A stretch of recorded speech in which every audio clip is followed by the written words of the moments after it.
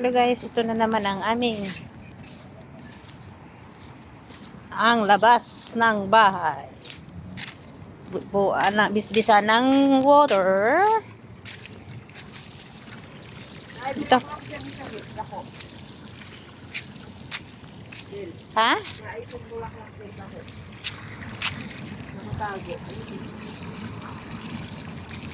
Ito guys nga flower guys. Gandang amoy ito siya guys.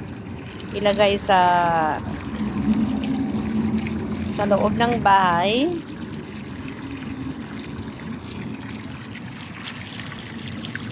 Tingnan nyo guys.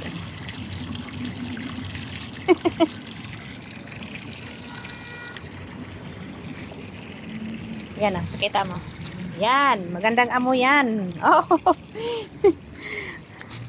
Ilagay sa table. Amoy kalachuchi.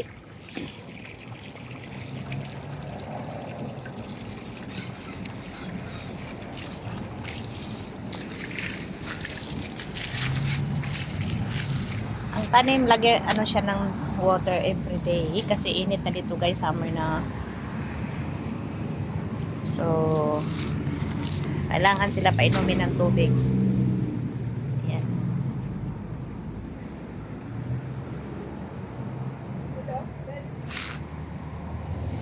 Ha?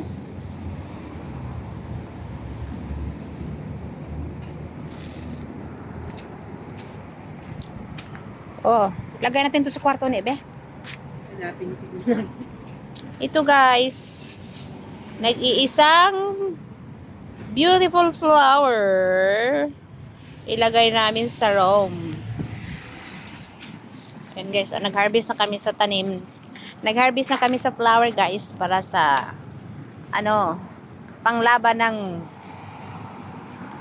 mga walang amoy.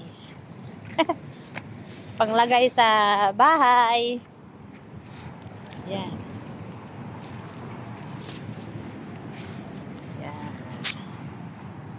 Kawawa na to ito guys kasi init na dito kahit lagyan pa ng water, patay pa rin sila. Pag winter, maganda sila tingnan pero ngayong summer na. Laos na sila guys. Merong violet. Yes. Merong white and red.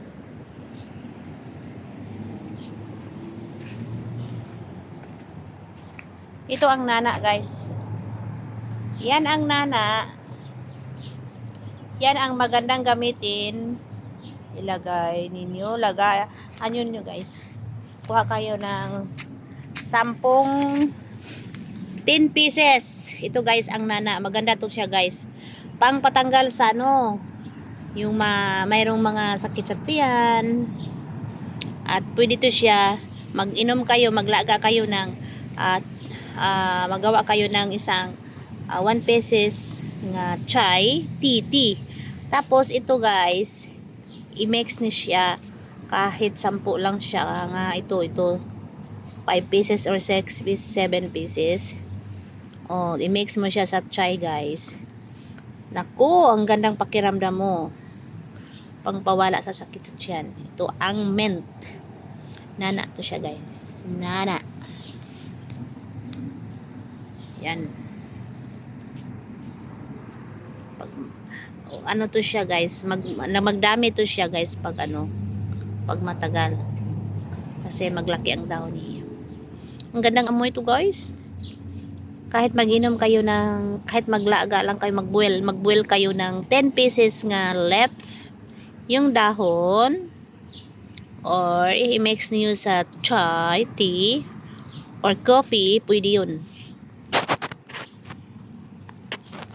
Kung medyo masamang pakiramdam nyo sa tiyan nyo, ito lang ang nana! Na? Ayan. Ang ganda sa amoy dito tayo sa bunga ng mga tanim na bulaklak. Ayan. Thank you very much. Subscribe and visit to my channel, Adela Max Vlog. Thank you. Bye-bye.